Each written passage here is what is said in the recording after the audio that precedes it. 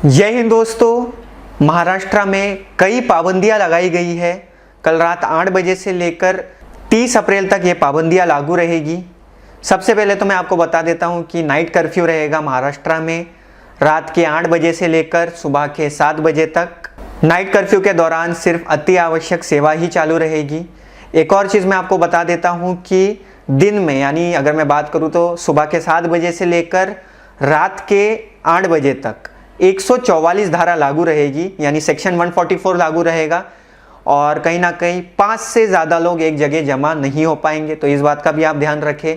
साथ ही साथ वीकेंड्स पर कंप्लीट लॉकडाउन रहेगा, कंप्लीट लॉकडाउन लगाया जाएगा वीकेंड के दौरान। जितनी मुझे जानकारी है, फ्राइडे यानी शुक्रवार रात 8 बजे से लेकर मंडे यानी सोमवार सुबह 7 बजे तक कंप्लीट लॉकडाउन रहेगा पूरे महाराष्ट्र में। मैं और भी गाइडलाइंस आपको बता देता हूँ। रेस्टोरेंट्स, सिनेमा और क्राउडेड प्लेसेस सभी बंद रहेगी 30 अप्रैल तक।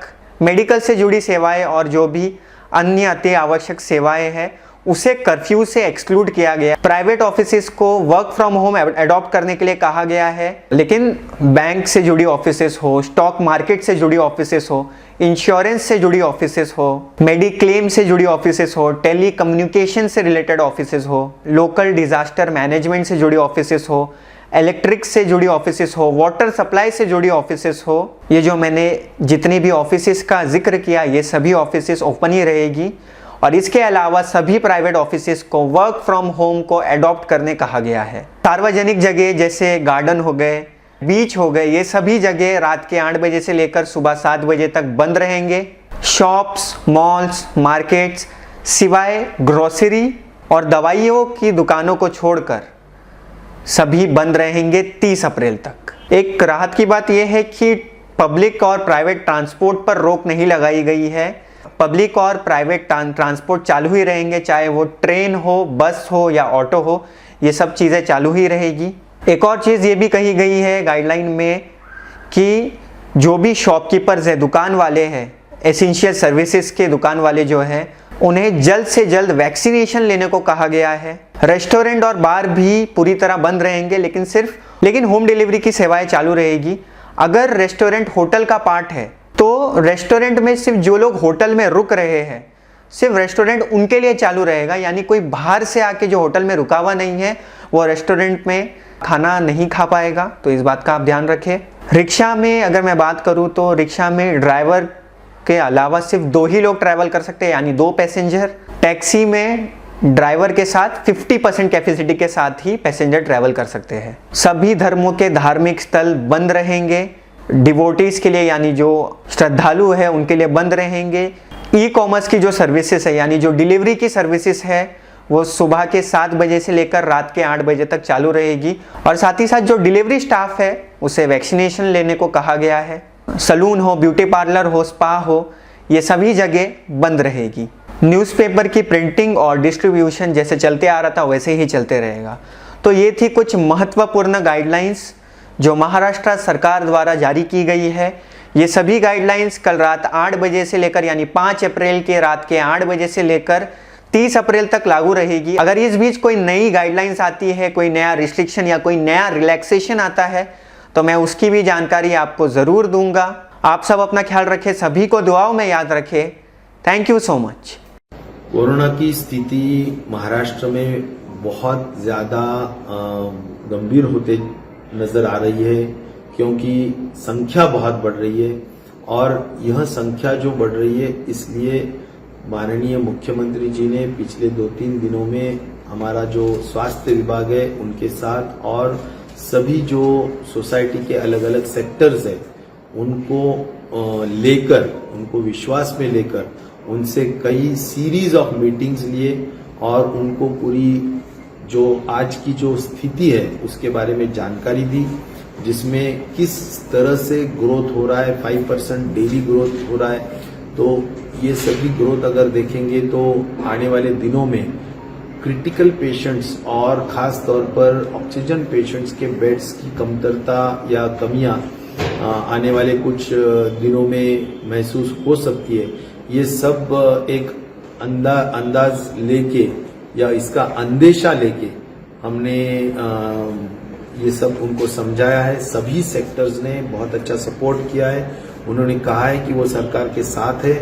सभी लोगों का कहना है कि जो भी रेस्ट्रिक्शंस लगाए गए हैं वे और उसमें ज़्यादा उसमें रेस्ट्रिक्शंस में कठोरता लाने की ज़रूरत है। तो ये सभी चीज़ों को मद्देनज़र रखते हुए आज इमरजेंसी मीटिंग ऑनरेबल सीएम साहब ने लिया है और सभी लोगों ने, ऑनरेबल डीसीएम और सभी मिनिस्टर सभी थे, और उसमें निर्बंध जो पहले लगाए थे, कुछ रूल्स पहले तय किए थे, उसमें और ज़्यादा बढ़ोतरी की है, जिसमें खास तौर पर शनिवार और रविवार यानी सैटरडे और संडे को लॉकडाउन सिर्फ 2 दिन रहेगा। बाकी सभी दिनों में कुछ हद तक जो रेस्ट्रिक्शंस है वो ज़्यादा कड़क किए गए हैं। जैसा कि खास तौर पर अगर देखेंगे तो सभी पॉलिटिकल जो भी सभाएं हैं वे बैन किए गए हैं। रिलीजियस जो कार्यक्रम होंगे उनके ऊपर भी निर्बंध लगाए गए हैं। और खास तौर पर जो ऑफिसेस है, प्राइवेट ऑफिसेस, उनको वर्क फ्रॉम होम का एक सूचना दी गई है। और जैसा कि रात को नाइट कर्फ्यू रहेगा, दिन में भी जमावबंदी रहेगी।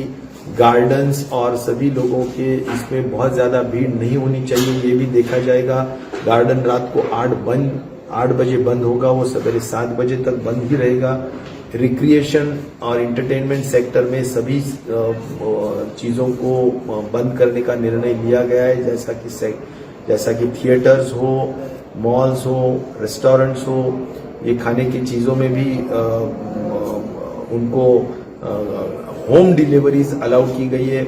और जो भी आईटी का क्षेत्र है, जैसा कि अमेजॉन है, फ्लिपकार्ट है, उनको चालू रखा गया है। पूरा ट्रांसपोर्ट चालू है, पब्लिक ट्रांसपोर्ट, प्राइवेट ट्रांसपोर्ट पूरा शुरू रहेगा। लेकिन सभी लोगों ने मास्क का एहतियात करना बहुत ज़रूरी है। उसके ऊपर 500 रुपीज़ का सख्त पेनल्टी भी लगाई गई है। और अगर मैरिजेस के ऊपर 50 के ऊपर लोग नहीं चाहिए, फ्यूनरल के लिए 20 के ऊपर लोग नहीं चाहिए। अगर कुछ होता है तो उसमें भी सख्त से सख्त निर्बंध लगाए गए हैं।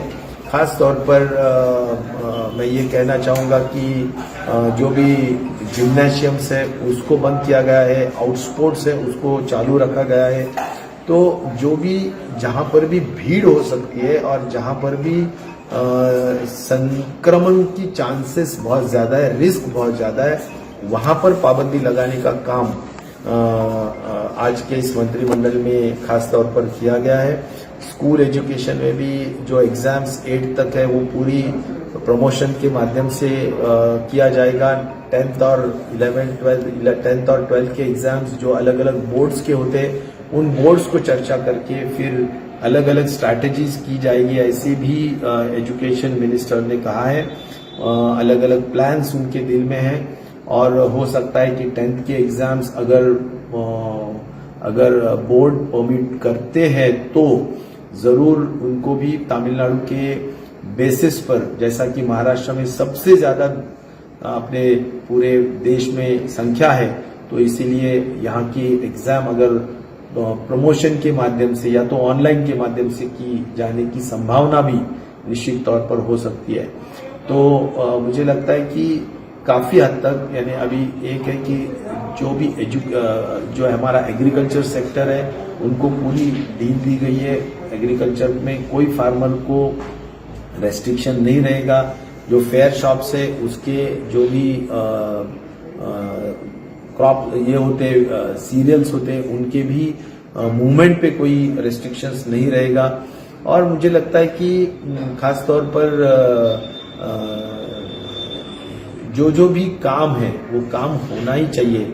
इंडस्ट्रीज बिल्कुल बंद नहीं है, इंडस्ट्रीज शुरू रहेंगे, तुम्हारे कंस्ट्रक्शन साइट शुरू रहेंगे, क्योंकि यहाँ पर कोई माइग्रेंट लेबर्स का जो मुद्दा है वो नहीं होना चाहिए। और खास तौर पर डेवलपमेंट के वर्क से वो भी शुरू रहना चाहिए। ऐसी भी बात हमने यानी कैबिनेट ने तय की है। मुझे लगता है कि इन जनरल सिर्फ एसेंशियल जो चीज़ें होती है, medical shops, hospitals, pharmaceutical shops और जो भी रोज़ की ज़रूरतमंद चीज़ें हैं वो सभी यानी सब्जी मंडी है या और कुछ है, तो वो जो जरूरी है वो सब जो है होम डिलीवरी के हद तक हम जरूर शुरू रहने देंगे, और बाकी के एसेंशियल शॉप्स तो निश्चित तौर पर शुरू रहेंगे। ट्रांसपोर्ट में जैसा कि मैंने कहा है कि रेलवेज, फ्लाइट्स, बसेस सभी शुरू रहेंगे। तो जो भी निर्बंध लगे हैं वो निर्बंध सिर्फ और ज्यादा सख्त किए गए हैं। गवर्नमेंट के सिर्फ मेडिकल एजुकेशन और हेल्थ डिपार्टमेंट के अलावा यानी इन डिपार्टमेंट में 100% प्रेजेंटी रहनी चाहिए, लेकिन इसके अलावा जो डिपार्टमेंट है उस पर 50% ही प्रेजेंटी अपेक्षित है। बाकी सभी लोगों ने वर्क फ्रॉम होम करना जरूरी है।